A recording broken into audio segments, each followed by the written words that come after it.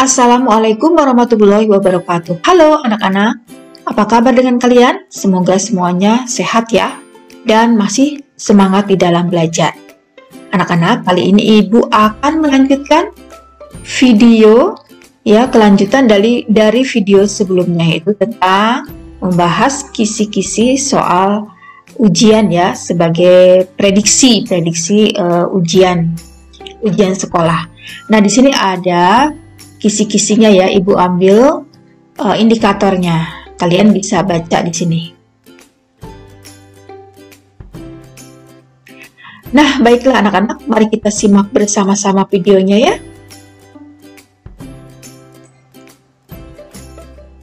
Ya anak-anak, kita lanjutkan kembali pembahasannya ya. Kita sudah sampai di nomor soal 18. Bagi kalian yang baru bergabung menyimak video ini adalah video kelanjutan dari video sebelumnya. Untuk mengetahuinya, silakan kalian lihat di playlistnya ya. Ya, kita lanjut.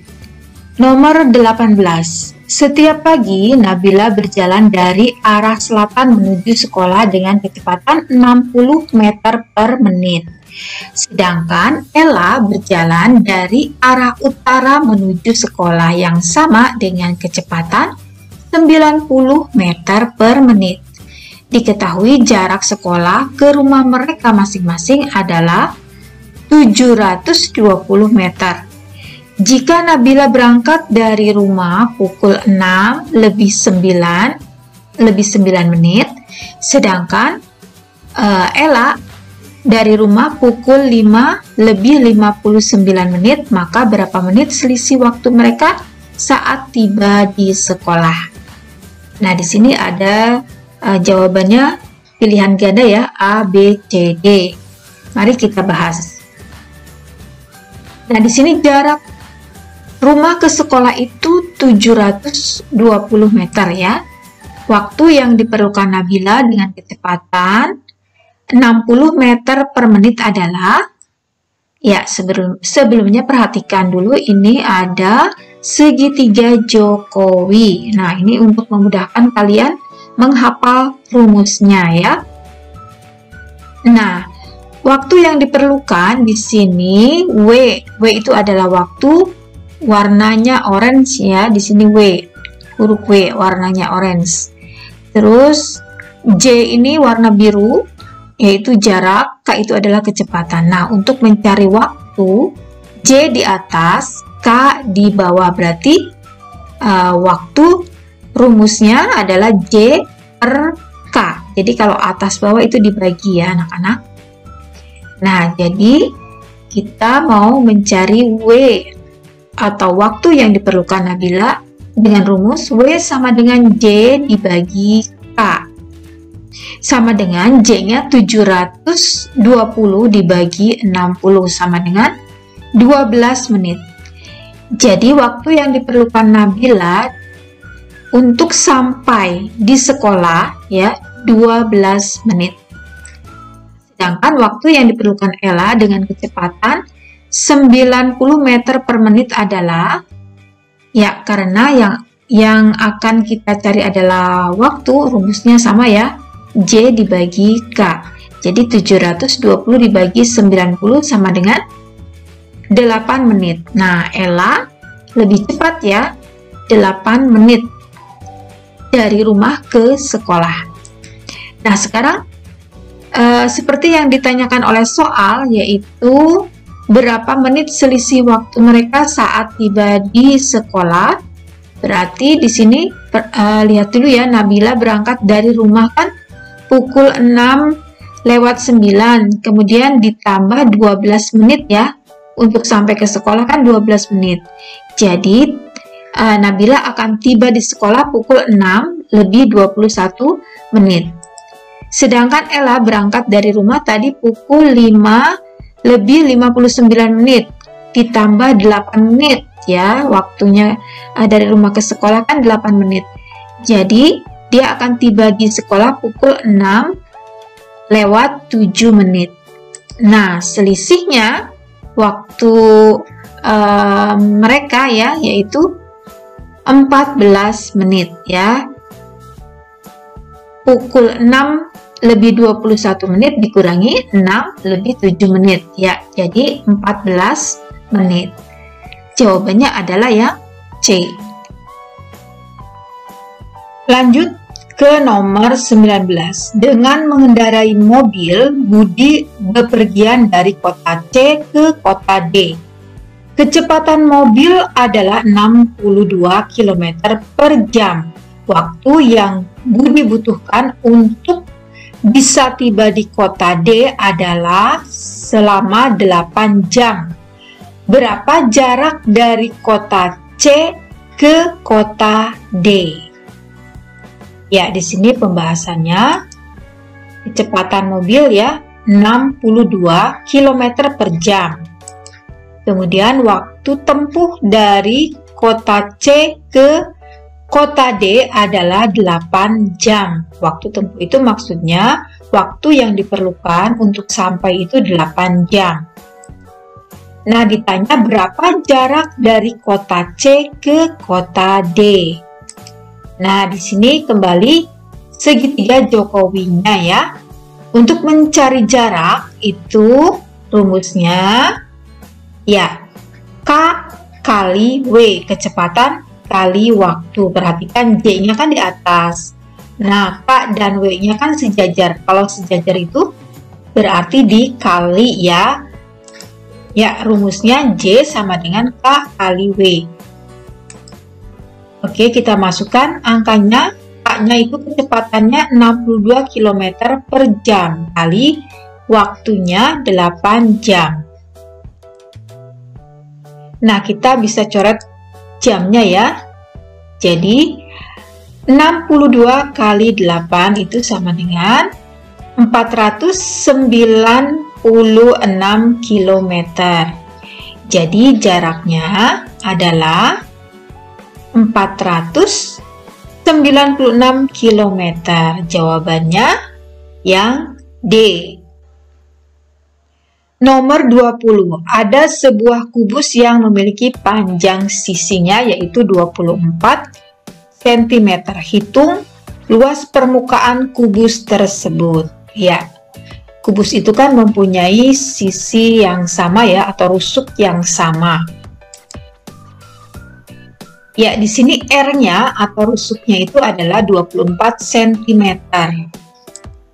Jadi, yang ditanyakan adalah berapa luas permukaannya ya. Kita jawab, rumusnya adalah rumus luas permukaan itu sama dengan 6 kali R pangkat 2. Kenapa di sini 6? Karena sisi dari kubus itu ada 6 ya, ada 6 sisi. Nah, di sini kita masukkan angkanya 6 kali R-nya kan tadi 24 ya. R pangkat 2 berarti 24 kali 24. Maka hasilnya 3.456 cm persegi. Jawabannya yang B.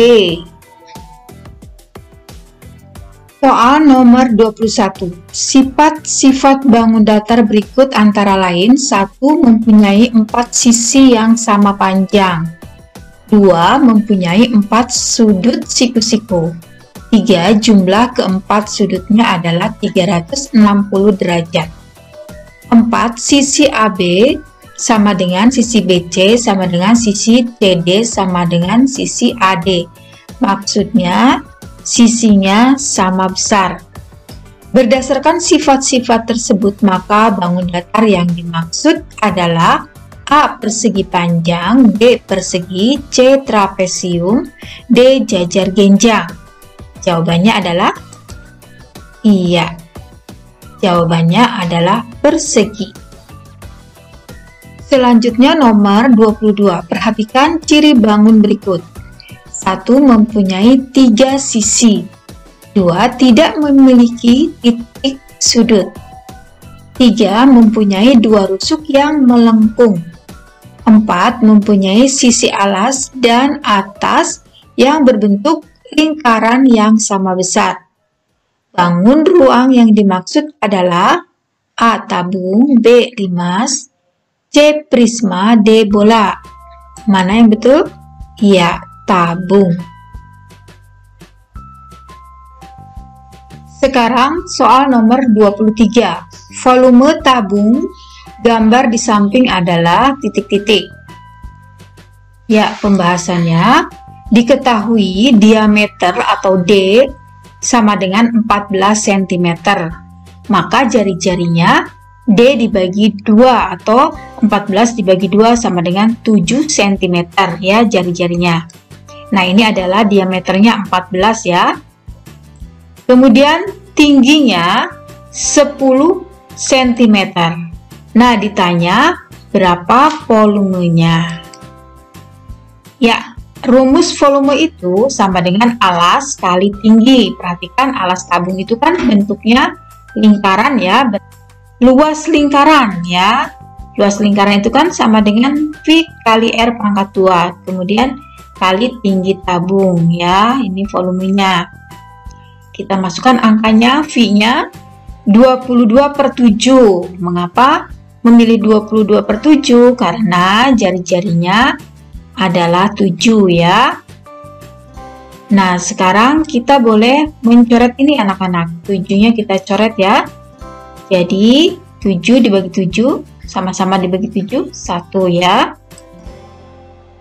Ya, hasilnya 22 kali 7 kali 10 sama dengan 1540 cm kubik. Berarti jawabannya yang D. Nomor 24. Ruas garis OA dinamakan. Nah, yang ini yang OA ya. Ini dinamakan apa anak-anak? Dinamakan? Iya, betul. Jari-jari. Sekarang nomor 25. Keliling bangun di atas adalah titik-titik sentimeter. Nah, di sini ada setengah lingkaran ya, setengah lingkaran besar dan setengah lingkaran yang kecil. Oke, diketahui R atau jari-jari setengah lingkaran besar sama dengan 7 cm dan diameternya berarti kalau 7 cm diameternya 2 kali jari-jari ya, jadi 14 cm. Nah, perhatikan gambarnya. Ini jari-jarinya yang lingkaran besar, kemudian diameternya dari ujung ke ujung ya, 14 cm. Kemudian diameter setengah lingkaran yang kecil itu sama dengan 7 cm. Ya, yang ini 7 cm ya. Setengah lingkaran yang kecil, diameternya 7 cm. Nah, ditanya kelilingnya. Keliling itu rumusnya V kali D. Nah, kita hitung dulu keliling setengah lingkaran yang besar. Ya, karena di sini setengah, maka tulis setengah. Setengah kali V kali D. Kita masukkan angkanya. Setengah kali V-nya 22/7. D-nya karena lingkaran yang besar sama dengan 14 ya, jadi kalikan 14. Nah, ini bisa kita coret anak-anak. Dibagi 7, sama-sama dibagi 7. Nah, 14 dibagi 7, 2. 7 dibagi 7, 1. Jadi setengah kali 22 kali 2. Nah, ini 2-nya bisa kita coret lagi. Maka hasilnya adalah 22 cm. Nah, sekarang kita mau menghitung setengah atau keliling setengah lingkaran yang kecil ya. Kita masukkan angkanya setengah kali V-nya 22/7. D-nya diameter yang lingkaran setengah lingkaran yang kecil itu kan 7. Jadi ini bisa kita coret 7-nya ya. Oke. Setengah kali 22. Nah, 22 dengan 2 ini bisa kita sederhanakan ya. 2 dibagi 2, 1, 22 dibagi 2, 11. Jadi 1 kali 11 sama dengan 11 cm. Sekarang setengah keliling lingkaran adalah garis lengkung ya. Perhatikan ada 2 garis lengkung ya, dari lingkaran besar dan lingkaran yang kecil. Ya, keliling bangunnya menjadi setengah keliling lingkaran besar ditambah R ya, ditambah R ditambah setengah keliling lingkaran yang kecil. R-nya ini adalah R lingkaran yang besar ya. Oke, jadi keliling bangunnya adalah tadi setengah keliling lingkaran besar itu 22 ditambah jari-jarinya 7 ditambah setengah keliling lingkaran kecilnya 11. Jadi hasilnya 40 cm. Jawabannya adalah yang C. Perhatikan gambar di bawah ini. Ini adalah pencerminan ya.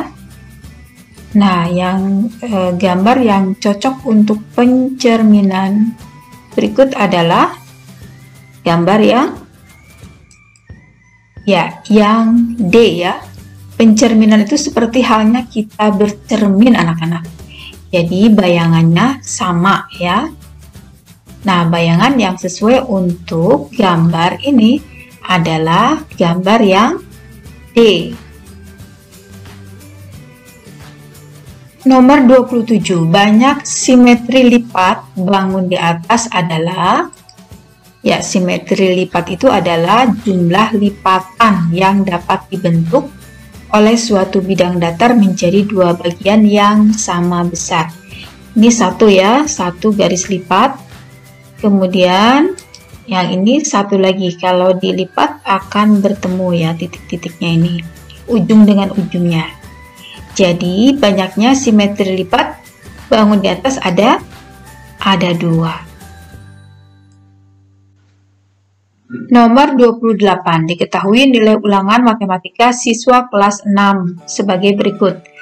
60, 70, 80, 80, 70, 90, 100, 90.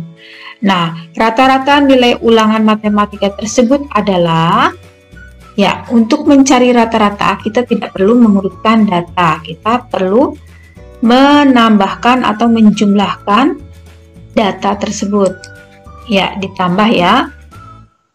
Kemudian dibagi dengan banyaknya data.